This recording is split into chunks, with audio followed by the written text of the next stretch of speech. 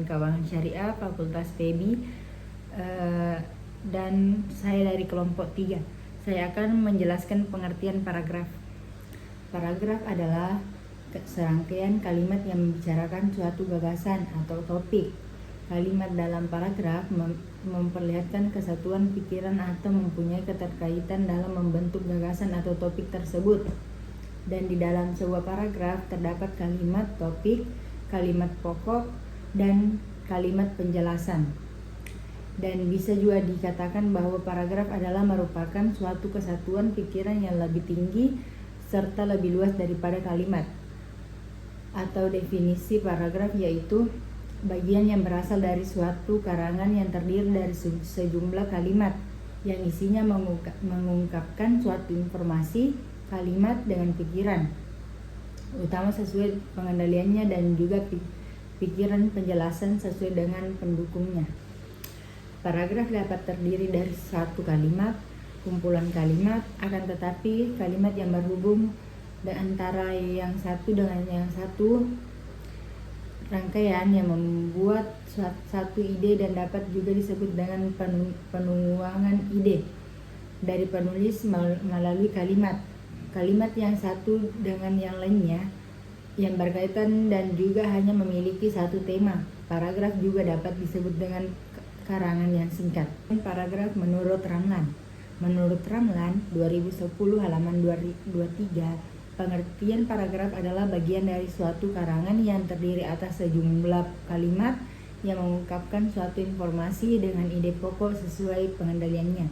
Menurut Lamuddin Finosa 2024 halaman 149, pengertian paragraf atau alenia adalah suatu bentuk bahasa yang biasanya merupakan hasil pembangunan beberapa kalimat.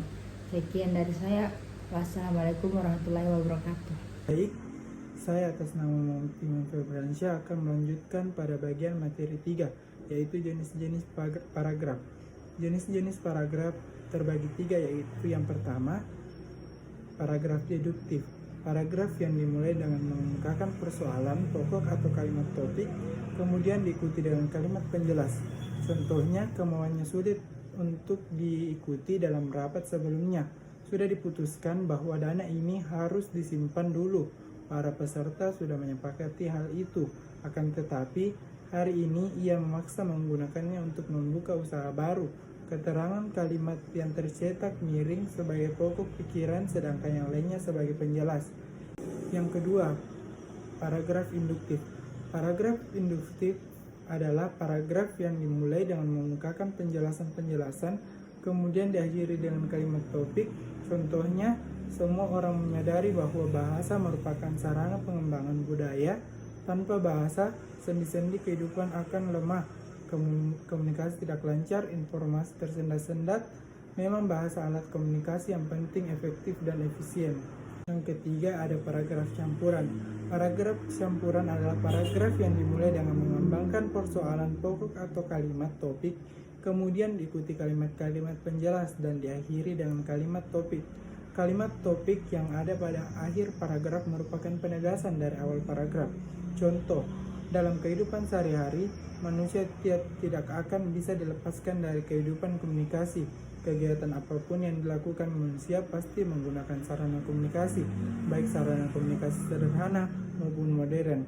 Kebudayaan dan peradaban manusia tidak akan bisa maju seperti sekarang ini tanpa adanya sarana komunikasi. Perkenalkan, nama saya Maulana Hamid dari kelompok 3 akan memaparkan materi yang kedua, yaitu syarat-syarat paragraf.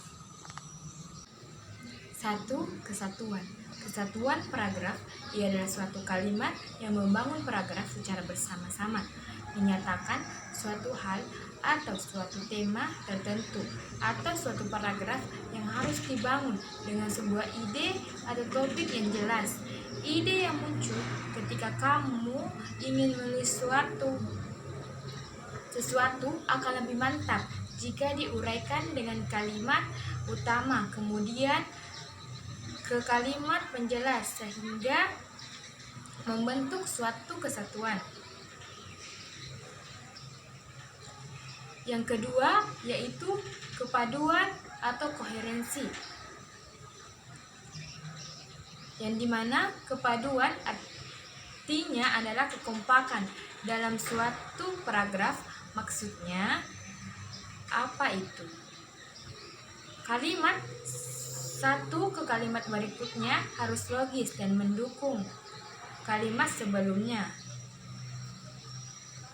agar membentuk kalimat yang memiliki perpaduan yang indah. 3. Kelengkapan.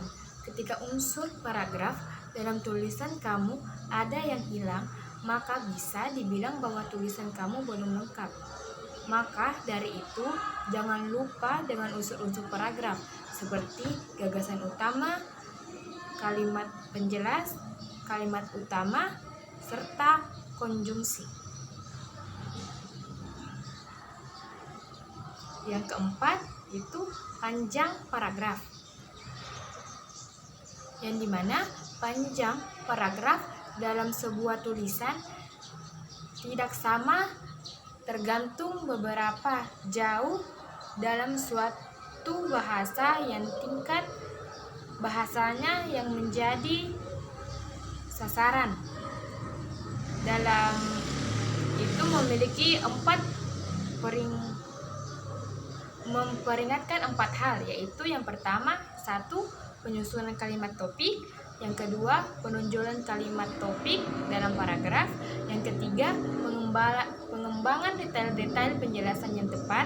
Yang keempat, yaitu penggunaan kata-kata, transisi, frase, dan alat-alat lain di dalam paragraf. 5. Susunan pola paragraf, yang dimana rangkaian pernyataan dalam paragraf harus disusun melalui pola yang taat asas. Pernyataan yang sesuai disusun oleh pernyataan yang lain dengan wajar dan bersetairan secara logis. Dengan cara itu, pembaca diajak penulis untuk memahami paragraf sesuai suatu kesatuan gagasan yang bulat. Pola susunnya bermacam-macam dan yang sering diterapkan dalam tulisan ilmiah antara lain yaitu yang pertama, pola susunan waktu atau pola runtuhan waktu. Yang kedua, pola uraian sebab dan akibat. Yang ketiga, pola perbandingan dan pertentangan. Yang keempat, pola analogi. Dan yang kelima yaitu pola daftar dan pola lainnya. Sekian paparan materi dari saya, dan selanjutnya akan dilanjutkan oleh rekan saya. Baiklah, langsung saja saya akan melanjutkan materi, yaitu materi yang terakhir, yaitu pola pengembangan paragraf. 1. Pola perkembangan paragraf perbandingan, yang dimana paragraf perbandingan adalah paragraf yang kalimat topiknya berisi perbandingan 2 hal, yaitu kalimat topik tersebut kemudian dikembangkan dengan memerinci perbandingan tersebut dalam bentuk yang konkret atau bagian-bagian kecil. Pola yang kedua yaitu pola pengembangan paragraf pertanyaan, yang dimana paragraf pertanyaan adalah paragraf yang kalimat topiknya dijelaskan dengan kalimat tanya. Pola pengembangan yang ketiga yaitu pola pengembangan paragraf sebab dan akibat, yang dimana pola pengembangan sebab dan akibat adalah paragraf yang kalimat topiknya dikembangkan oleh kalimat sebab dan akibat.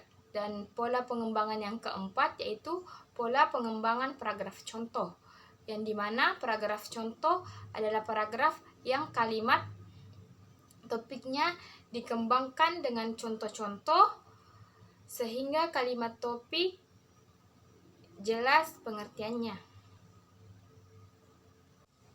Yang kelima yaitu pola pengembangan paragraf perulangan, yang dimana paragraf perulangan adalah paragraf yang kalimat topiknya merupakan pengulangan kalimat, kata, kelompok, atau kata bagian-bagian kalimat yang penting. Pola pengembangan yang keenam yaitu pola pengembangan paragraf definisi, yang dimana paragraf definisi adalah kalimat topiknya berupa definisi atau pengertian. Definisi yang tergantung dalam kalimat topik tersebut lihatkan penjelasan yang panjang lebar agar tetap maknanya ditangkap oleh pembaca.